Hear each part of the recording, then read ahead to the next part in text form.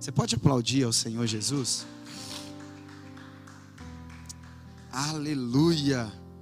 Deus é bom demais, meus irmãos. Tem alguém feliz com o Senhor Jesus? Glória a Deus.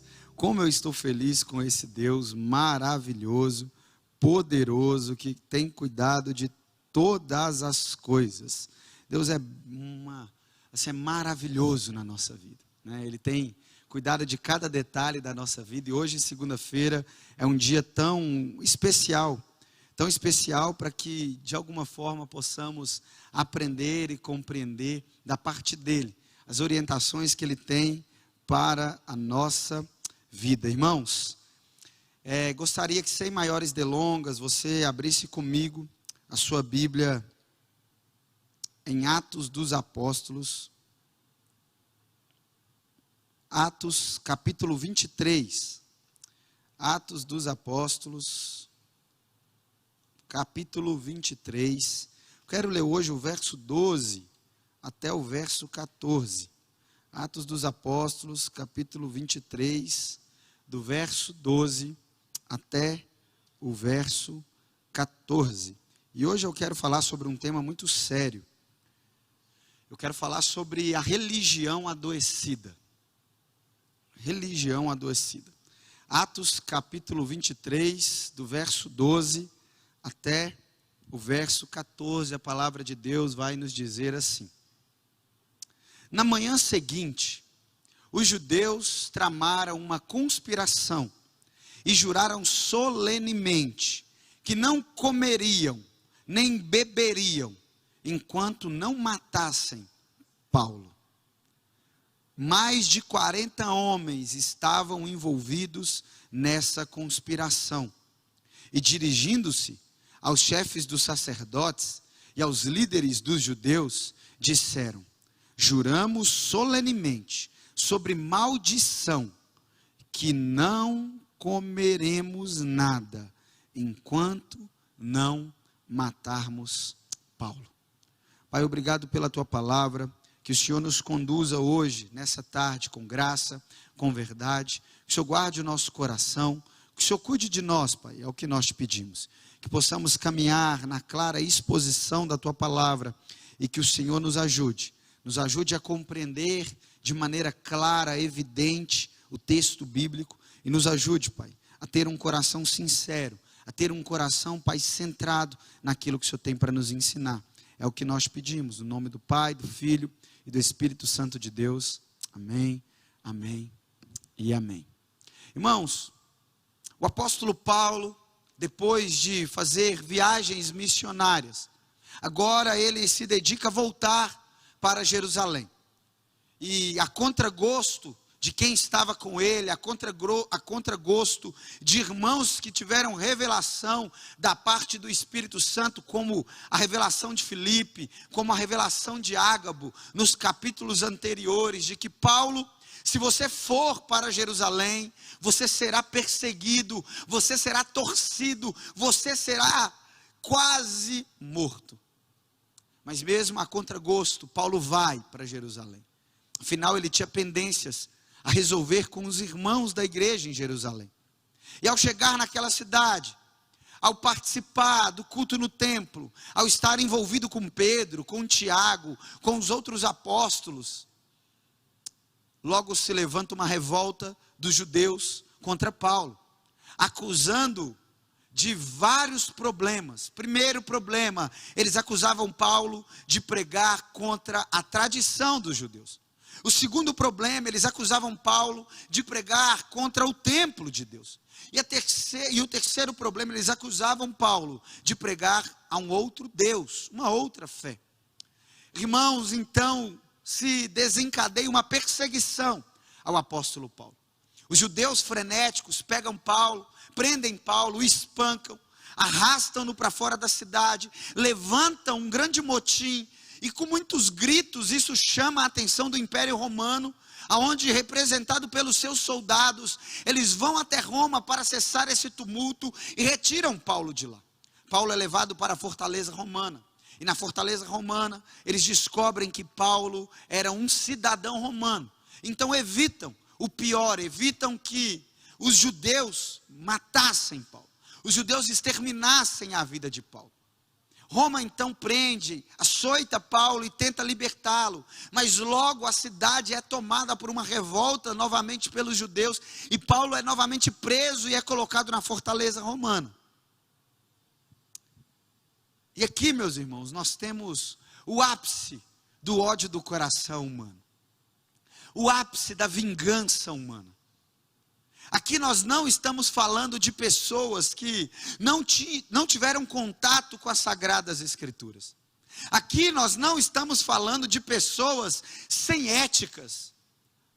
Nós não estamos falando de bárbaros.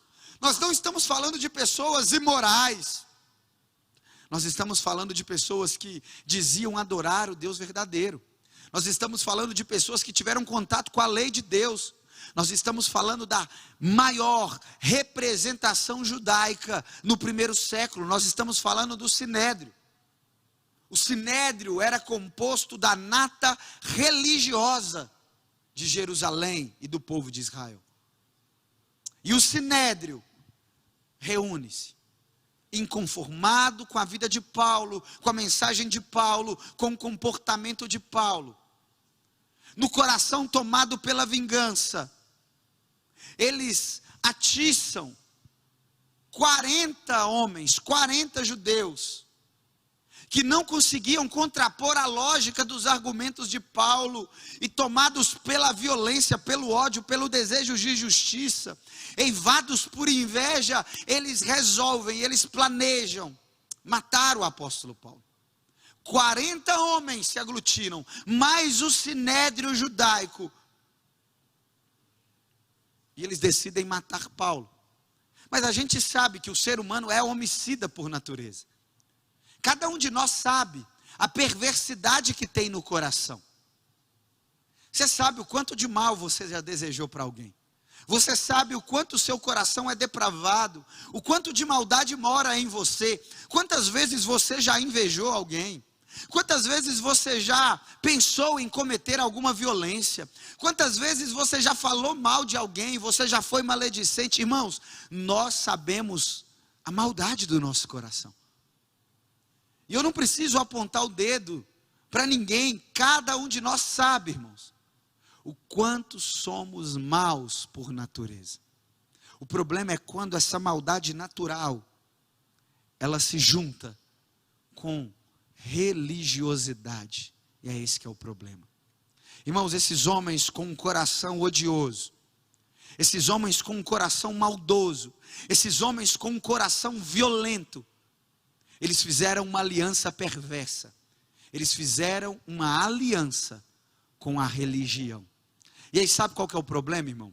É porque a religião, ela serve como um esquife, ela serve como uma maquiagem, ela serve como um travestimento para você esconder, muitas vezes, quem você realmente é. E aí preste atenção. No coração eles queriam matar o apóstolo Paulo, e eles agora colocam Deus no meio desse plano maligno. Primeira coisa, eles fazem voto de não se alimentar para cometer um homicídio, irmãos. Parece estapafúrdio, não parece? Mas, irmãos, eles estão fazendo jejum, eles estão fazendo um voto, uma greve de fome consagrada ao Senhor. Mas o objetivo final desse voto, o objetivo final, irmãos, dessa aliança supostamente realizada com Deus, é assassinar um homem. O segundo ponto é que eles fazem um juramento, irmãos. Eles juram diante de Deus que querem matar um homem, querem tirar a vida de Paulo. E o terceiro ponto é que eles fazem um juramento diante de Deus sobre pena de maldição. Se eles não matarem Paulo, que eles sejam amaldiçoados por Deus o resto da vida. Meu irmão, parece sem lógica, mas o problema é que muitas vezes nós usamos da religião para maquiar os nossos pecados. E aqui eu quero ilustrar, para que fique mais palpável para vocês. Hoje pela manhã eu estava até conversando com um jovem. Ele estava assim: pastor, a minha carteira venceu. E eu descobri domingo vindo para o culto, que eu vi uma blitz. E aí na hora que eu tirei a minha carteira vencida, tinha 30 dias que ela estava vencida, eu orei assim: Senhor, me livra de passar na blitz. Quem nunca, né, irmão? Eu nem o julgo. Mas, irmão, muitas vezes nós usamos a religião, nos colocando num nível de superioridade, para Deus nos livrar das consequências dos nossos erros. Pastor, mas eu traí a minha esposa, eu oro para que o Senhor não deixe a minha esposa descobrir. Pastor, mas eu colei na faculdade, mas eu oro para que Deus me ajude a ser aprovado. Pastor, mas eu estourei o cartão de crédito e eu oro para Deus trazer uma provisão financeira, para eu dar conta de honrar com as minhas finanças. Irmão, nós não podemos caminhar nesse sentido, porque isso é enganoso. Isso é usar a bondade de Deus para Ele literalmente passar pano na nossa maldade, nos nossos erros. Irmão, tudo na vida tem uma consequência. Absolutamente tudo. O próprio apóstolo Paulo vai dizer que de Deus nós não podemos zombar, em Gálatas capítulo 5. De Deus não se zomba. Tudo que o homem plantar, ele colherá. Perdão, Gálatas capítulo 6. Tudo que ele plantar, ele colherá. A vida é uma eterna semeadura. Enquanto estamos vivos, nós estamos semeando. Você lança uma semente do ódio, você não pode querer colher amor, porque você semeou o ódio. A vida inteira o pai é violento com o filho. E aí o filho vira adulto, se revolta contra o pai. Mas por que o meu filho é revoltado? Ele não pode me tratar assim. Irmãos, o que nós temos hoje, e é muito triste, isso é alarmante, de avós, idosos, com muitos filhos, mas que são, ao chegarem na velhice, são colocados em asilos. Pode às vezes ter 12, 13, 14, 15, 20 filhos, mas nenhum dos filhos está disponível para cuidar. E muitas vezes não está disponível para cuidar, porque está com o coração cheio de mágoa com o pai, com a mãe, por sementes que foram lançadas. Irmãos, se nós lançamos sementes de morte, nós vamos colher morte. Se nós lançamos sementes, irmãos, de solidão, nós vamos colher solidão. Se nós lançamos semente de afastamento, nós vamos colher, irmãos, sementes de afastamento. O que você tem para fazer o bem é hoje. E nós não podemos usar da religião para ficar maquiando o nosso pecado, irmão. Deus não quer rostinho bonito, Deus quer coração transformado. O pastor Rafa, certa vez ouvindo a pregação, Rafa Valente, ele citou uma frase que mexeu muito no meu coração. Ele disse assim: buquê de rosas são lindos, são belos, mas não passam de flores mortas, porque não tem vida, irmão. E tem muito crente que é buquê, irmão. Religiosamente falando, é uma rosa linda. Você olha, está no culto, levanta a mão, canta, profetiza, roda, fala em línguas, tem roupa de crente, cabelo de crente, comportamento de crente, mas não está enxertado na videira verdadeira. É alguém que não tem vida. É alguém que as sementes são sementes de morte. É alguém que no fundo usa a religião para prejudicar outras pessoas. É alguém que no fundo, irmão, apenas se aproveita do cargo, se aproveita da função, se aproveita do lugar onde está para prejudicar outras pessoas. E eu quero trazer 3 sintomas de que estamos vivendo uma religião adoecida. O primeiro sintoma é quando você começa a desejar o mal para outras pessoas. É quando você está na igreja. É quando você diz fazer as coisas de Deus, mas você interiormente consegue desejar o mal para alguém. Pastor, mas aquele homem fez isso, aquela mulher fez isso. Irmãos, o que nós temos que orar é para que a misericórdia de Deus alcance essas pessoas. E que Deus faça a justiça deles, sabe por quê? A nossa justiça é muito torta, irmão. Nós somos muito pesados com pecados de outras pessoas, mas somos leves demais com os nossos pecados. Nós gostamos, irmão, de vir com o peso da lei sobre alguém que comete um pecado, mas gostamos de receber a leveza da graça quando nós cometemos um pecado de tamanho igual. Porque a nossa justiça é torta, irmão. Nós não temos uma justa justiça, uma reta justiça. E existem muitos cristãos que por fora está tudo bem, mas por dentro está desejando mal para outras pessoas. E aí eu não suporto quando é fulano que vai cantar. Eu não suporto quando é ciclano que vai pregar. Eu não suporto quando é fulano que está tocando teclado. Fulano que está na bateria. Mas eu não suporto o pastor fulano de tal. Deus podia dar um jeito de tirar ele daí. Irmão, misericórdia. Se a pessoa está onde está, foi Deus que levantou. E se está fazendo alguma coisa de errado, deixa Deus. Da mesma forma que Ele colocou, Ele tira, Ele é soberano. Deus é o dono da igreja, irmãos. É Ele quem coloca e tira a hora que Ele quer. Mas nós não podemos ter um coração adoecido. A segunda característica de alguém que vive uma religião adoecida é quando, irmãos, nós não conseguimos nos alegrar com vitórias das outras pessoas. Nós não conseguimos celebrar quando Deus está abençoando alguém, mas não está aparentemente nos abençoando. Porque o que seria de nós sem as bênçãos de Deus? Irmãos, é quando a pessoa consegue adquirir um bem, comprar um carro, alguma coisa, e você ouve um tipo de comentário assim, talvez você já fez esse tipo de comentário. Mas eu estou tantos anos na presença de Deus e até hoje eu não consegui comprar meu carro. Fulano acabou de chegar e já comprou um carro zero. Mas eu estou tantos anos na igreja e não consigo casar. Fulano acabou de chegar, já casou.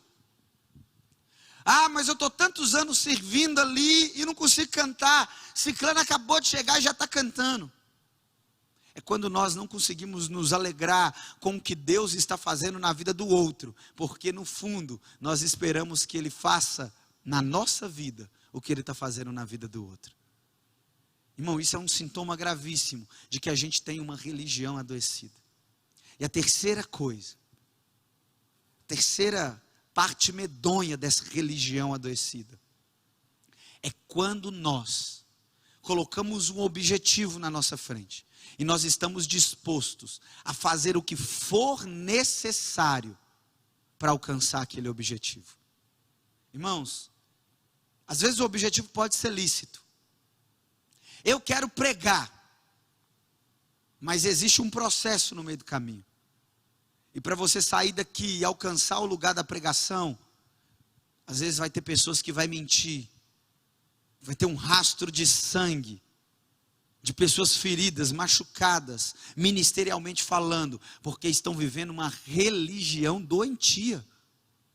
Tem pessoas que querem ascender profissionalmente e estão dispostos a fazer o que for necessário, irmãos, para poder crescer profissionalmente. Nem que isso importe em machucar pessoas, nem que isso importe em ferir pessoas, nem que isso importe em passar por cima de valores morais, de valores éticos, nem que isso importe em contrariar a fé, nem que isso importe em fazer algo ruim, travestido de algo bom. E tem um monte de pessoas assim, que têm um objetivo, e estão dispostos a fazer qualquer coisa para alcançar esse objetivo. E é justamente o que acontece aqui no texto de Atos capítulo 23, a partir do verso 12. Irmãos, os judeus, o sinédrio, E esses 40 malucos aqui, eles tinham ódio no coração. Eles não conseguiam, irmãos, estar felizes pelo que Deus estava fazendo na vida do apóstolo Paulo. E eles tinham o objetivo matar Paulo. E para isso, irmãos, eles fizeram um jejum para cometer um homicídio. Para isso, irmãos, eles fizeram um voto. Para isso, eles colocaram Deus na parede. E quantas vezes nós temos feito isso, irmãos? Eu me lembro uma vez que comecei a pastorear, há 6 anos atrás. E eu lembro que eu recebi um rapaz no gabinete, lá em Santa Luzia, no presídio, no Palmital. E o rapaz falou comigo assim: pastor, queria que o senhor fizesse uma oração para mim. Falei, claro, meu irmão. Tem como você ser específico qual o pedido de oração? Ele, pastor, é que nós vamos meter uma fita. E eu queria que Deus abençoasse o rolê. Aí eu falei, traduz aí para mim, o que é uma fita? Aí ele falou assim, uma fita é roubar. E o rolê é a ida e a volta. Ora para Deus guardar a gente, para não deixar nada de ruim acontecer. Irmão, ele estava orando queria que eu orasse para abençoar um roubo, irmão. Alguém ia assaltar um lugar e eles queriam que eu orasse, profetizasse bênção sobre a vida deles. Eu falei assim, irmão, está amarrado, eu não vou orar por isso não. Eu vou orar para você ser preso, de novo, porque ele tinha acabado de sair. E graças a Deus eles não roubaram nada, Deus é bom, né, irmão? Mas muitas vezes nós estamos pedindo para Deus abençoar o que não tem condição dele abençoar, irmão. Às vezes nós estamos com um relacionamento que não é da vontade de Deus, e a gente quer que homens abençoem o que não é da vontade de Deus, irmão. Pastor nenhum tem poder para abençoar o que Deus não quer abençoar. É uma bênção inócua, não vai trazer nada. E às vezes nós estamos num trabalho que não é da vontade de Deus, está tudo errado, e a gente está querendo que Deus abençoe o que Ele não tem como abençoar. Às vezes você está num momento, num lugar específico, que não tem como Deus abençoar, e nós estamos lá, irmãos, insistentemente, pedindo para Deus abençoar o que não tem como ser abençoado. Irmãos, luz não se mistura com as trevas. Não tem como, são incompatíveis. A bênção de Deus nunca vai se repousar sobre quem decide ter comunhão com as trevas. E o problema é que nós usamos da nossa religiosidade para que Deus abençoe os nossos atos pecaminosos. E Ele não vai abençoar. Já aconteceu comigo também. Certa vez, um senhorzinho, ele tinha estourado o cartão de crédito, e estava com algumas dívidas. E aí eu lembro que ele trouxe para mim um monte de cartão numa bolsa, e ele falou, pastor, o devorador está lá em casa, e está comendo meu dinheiro todo. E eu estou trazendo os meus cartões para o senhor ungir, para a gente tirar esses demônios. Aí eu falei assim, claro meu irmão, vamos ungir. Então orei, ungi, foi um pedido dele. E aí eu falei com ele assim, irmão, agora me mostra as faturas do cartão, vamos lá. Aí ele me mostrou as faturas do cartão. Aí eu sentei do lado dele, peguei uma caneta, uma régua, aí eu comecei a ticar, assim. Cinema. Falei assim, foi o demônio que foi no cinema? Não, fui eu. Falei, então pronto, não é do demônio. Estacionamento, foi o demônio ou foi o senhor? Não, foi eu. Então não foi o demônio também. Almoço, foi o demônio que almoçou? Não. Irmão, chegamos à conclusão que não tinha um gasto do demônio. Foi tudo dele, irmão. Falei, irmão, não é a bênção pastoral, não é a oração, não é o óleo ungido que vai fazer suas finanças equilibrar. Vai ser você tomar vergonha na cara e mudar a sua atitude, irmão. Quebra o cartão, paga a fatura e vamos embora. Mas, irmão, não adianta. Às vezes não é demônio, a gente quer pôr demônio em tudo. Às vezes somos nós que estamos querendo colocar Deus aonde Ele não cabe. Às vezes você vai lá, você arruma a confusão. Aí depois quer que Deus abençoe a confusão que se arrumou. Aí você vai lá, arruma, irmão, a bagunça. Aí quer que Deus abençoe a bagunça. Irmão, Deus não habita aonde tem desordem. Deus não habita em confusão. Deus não habita em trevas. A religião pode disfarçar, mas o caráter sempre é revelado, irmão. E agora eu quero caminhar com vocês, porque eu mostrei o exemplo negativo. E aqui eu quero caminhar para o final, para a gente concluir. O exemplo positivo da verdadeira religião em Cristo Jesus. Se esses judeus contaminados, eivados no coração pela falsa religião, eles caminhavam para o ódio, para um assassinato, querendo matar um homem sem um julgamento, fazer algo que não era direito deles. Deus também nos instrui, irmãos, a seguirmos a verdadeira religião. E sabe o que ele vai dizer? Ele vai dizer que na fé em Cristo, a primeira aplicação, o cristão é obrigado a fazer o bem a todos. Gálatas 6:10. Paulo não vai dizer, faça o bem apenas a quem você gosta. Não, meu irmão, faça o bem a todos. Na fé cristã, a bondade, a ação bondosa é uma obrigação do cristão. Nós não somos chamados para fazer o mal para as pessoas. Deus nos levantou para fazer o bem. Para fazer o bem apenas para alguns? Não. Para fazer o bem para todo mundo. Esse é o chamado. A verdadeira fé é a fé que faz bondade para todo mundo, irmão. Não é uma bondade seletiva, não é a bondade que escolhe. Essa é a verdadeira religião. É a religião bondosa, a religião do amor. Irmãos, na fé cristã, nós somos chamados, nós somos convocados a amar até os nossos inimigos. Jesus está dizendo isso no bojo do Sermão do Monte, Mateus 5:44. Amar quem nos ama, até um pagão faz isso. Mas só alguém cheio do Espírito Santo consegue amar até aquele que o persegue. Ai, pastor, mas é difícil amar quem nos persegue. Irmão, mas quem falou que é fácil? Você acha que foi fácil para Jesus morrer na cruz por nós, irmão? Você acha que Jesus olhava para mim, eu miserável pecador, e fala assim, ai, que vontade de morrer por esse menino? Não! Irmão, era o meu pecado sendo cravado na carne de Jesus. Mas mesmo sendo difícil, Ele permaneceu me amando.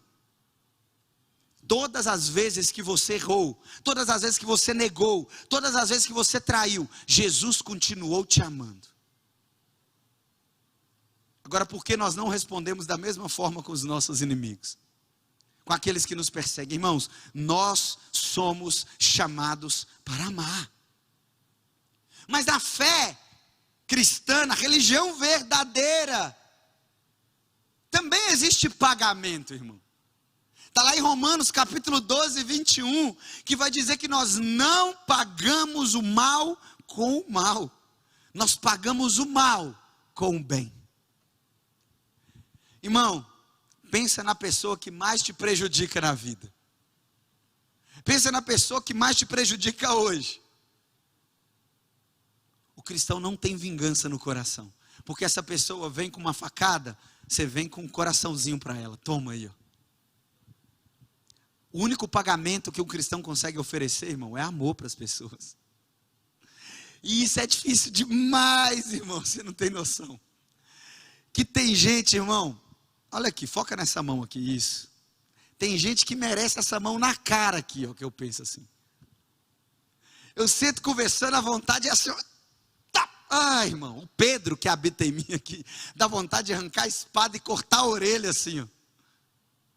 E aí você lê, irmão, Paulo dizendo na igreja de Roma, não pague o mal com o mal. Alguém fez mal para você, pague com o bem.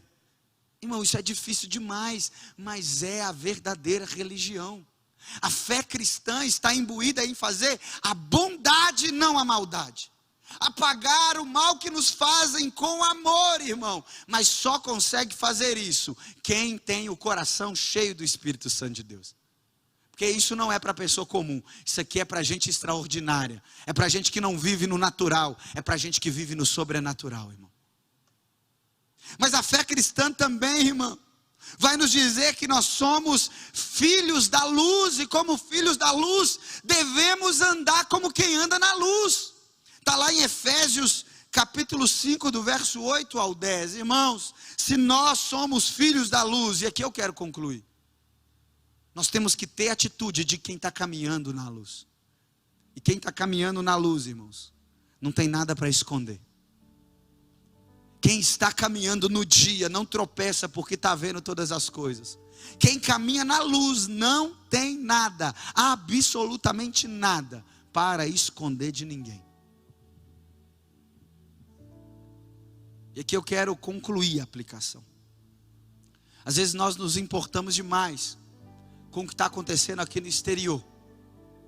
A gente se preocupa com o cabelo, a gente se preocupa com a roupa, a gente se preocupa com a aparência, com a estética, a gente se preocupa como está o visual.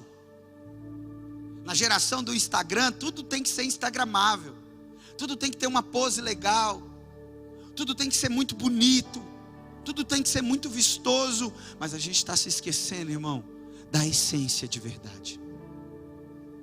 Não adianta ser bonito por fora e podre por dentro. Não adianta ser belo, esteticamente falando, mas ser podre no caráter. Deus não veio, irmão, para mudar o meu corte de cabelo. Deus não veio para mudar a roupa que eu estou usando. Deus veio para transformar o meu caráter, o meu coração. Ele vem nos dar um novo coração, irmão. Ele vem nos fazer uma nova criatura. A fé cristã não é, ei, você pode ser melhorado. Não, venha para a fé cristã e nós vamos ajustar uns parafusos. Nós vamos reformar você de alguma maneira. Nós vamos ajustar, não, meu irmão. Se alguém quer conhecer o reino de Deus e viver o reino de Deus, é necessário nascer de novo. Não tem melhora, precisa ser refeito, irmão.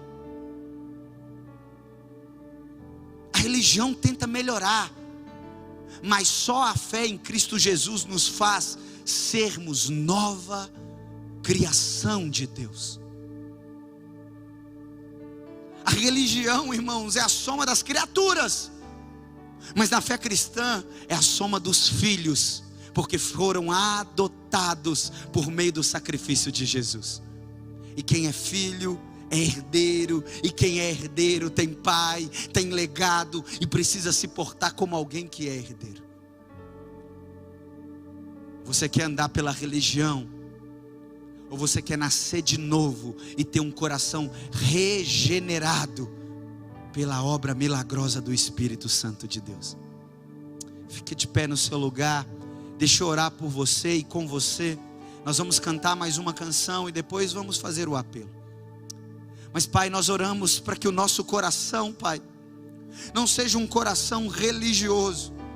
Nós oramos para que a aparência estética não importe mais do que a verdadeira essência. Pai, mude o nosso caráter, toca nos quartos escuros da nossa alma. Não nos deixe ser como esses judeus que arquitetaram e planejaram, Pai, golpes religiosos para matar uma pessoa. Não, nós queremos ser aqueles conhecidos pelo amor, conhecidos pela entrega sacrificial, pela entrega abnegada. Nós queremos, Pai, um coração de Cristo, a mente de Cristo, a vida de Cristo em nós. Ah, Senhor, tem de misericórdia de nós, tem de misericórdia de